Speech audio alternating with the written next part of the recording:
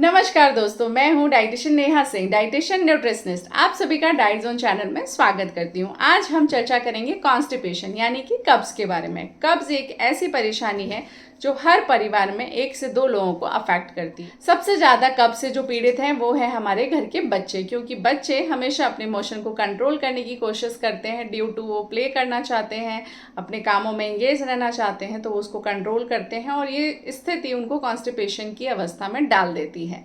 सबसे पहले हम जानेंगे कि कॉन्स्टिपेशन होता कैसे है। जो भी खाना हम खाते हैं वो खाना हमारी छोटे आंत यानी कि स्मॉल इंटेस्टाइन में एंटर करता है। वहाँ पर खाने का पाचन होता है। जो भी पोषक तत्व वहाँ से पचते हैं, बॉडी के लिए सप्लाई हो जाते हैं। बचा हुआ वेस्ट प्रोडक्ट बड़ी इंटेस्टाइन की तरफ ट्रांसफर कर दिया जाता है। वहाँ खाना तरल कंसिस्टेंसी में पहुँचता है। तो बड़ी इंटेस्टाइन का जो काम होता है वो 70 से 80% तक पानी को एब्जॉर्ब कर लेती है। जब पानी एब्जॉर्ब कर लिया जाता है तो वो जो मोशन है वो एक कंसिस्टेंसी जो उसकी होती है वो टाइट हो जाती है, स्टूल फॉर्म में कन्वर्ट हो जाता है। फिर उसके बाद में वो धीरे धीरे स्लोली पास करके मोशन के फॉर्म में बाहर निकाल दिया जाता है। बट सम टाइम ऐसा होता है कि बड़ी इंटेस्टाइन का जो काम करने का तरीका होता है वो बहुत ज़्यादा स्लो होता है। वो किसी किसी के साथ होता है जिनको कब्ज़ की समस्या होती है। जब ये वर्क जो है बड़ी इंटेस्टाइन बहुत स्लोली मोशन को पास करती है, ड्यू टू वो यू शेप में भी होती है, तो वो मोशन को पास करने की प्रक्रिया में वैसे भी थोड़ा टाइम लगता है। बट जब ये टाइम बहुत ज़्यादा बढ़ जाता है तो जो मोशन होता है उसके अंदर जो प्रेजेंट थोड़ा बहुत पानी होता है, जो कंसिस्टेंसी को मेंटेन कर रहा होता है, वो पानी भी बड़ी इंटेस्टाइन के द्वारा सोख लिया जाता है। तो ऐसी अवस्था में कॉन्स्टिपेशन जैसे इशू देखने को मिलते हैं।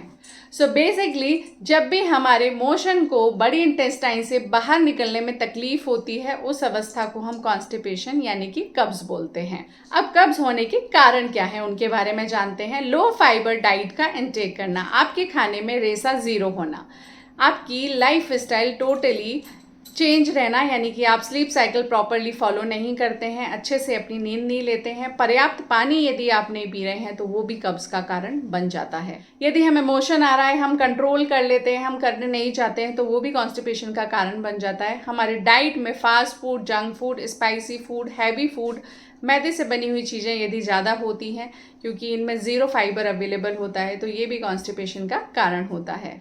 सम टाइम आप किसी मेडिसिन पे हैं, उसकी वजह से कॉन्स्टिपेशन होता है, और स्ट्रेस भी एक कॉन्स्टिपेशन का फैक्टर हो सकता है। कई बार देखा जाता है कई सारी बीमारियों की वजह से भी कॉन्स्टिपेशन जैसी अवस्था हो जाती है, जैसे कि डायबिटीज़ में कॉन्स्टिपेशन जैसे इश्यूज देखने को मिलते हैं।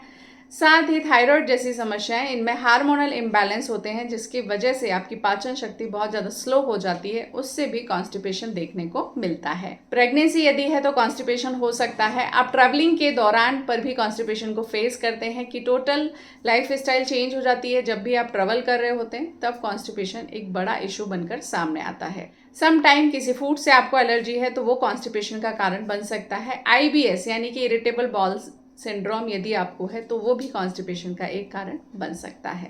अब हम चर्चा करेंगे कि हम इससे बचाव कैसे करें। अपने डाइट में फाइबर से भरपूर खाना लें, यानी कि मोर fruits, more salads and more fibre. जब भी आप अनाज को चूज़ करते हैं, मल्टीग्रेन अनाज लें, उसमें ओट्स, मिक्स अनाज, जौ, ज्वार जैसी चीज़ों का इस्तेमाल करें।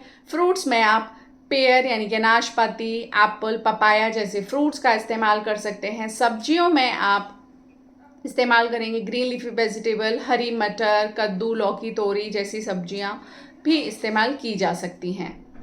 ब्रोकली, स्पिनच भी फाइबर का गुड सोर्स है, एंड साथ में रॉ सैलेड तो आपको लेना ही है। ड्राई फ्रूट्स में बड़ी किशमिश यानी कि मुनक्का दाल कॉन्स्टिपेशन को क्योर करने में हेल्प करता है, क्योंकि इनमें फाइबर काफ़ी अच्छी मात्रा में होते हैं। आलमंड, पीनट्स भी यूज़ किए जा सकते हैं। जब भी दालों का इस्तेमाल कर रहे हैं, छिलके वाली दालों का इस्तेमाल करना ना भूलें, क्योंकि इससे फाइबर आपको मिलेगा तो आपकी कॉन्स्टिपेशन वाली समस्या को रिड्यूस करेगा। आप पानी का इंटेक अच्छे से रखें as per the your doctor dietitian recommendation.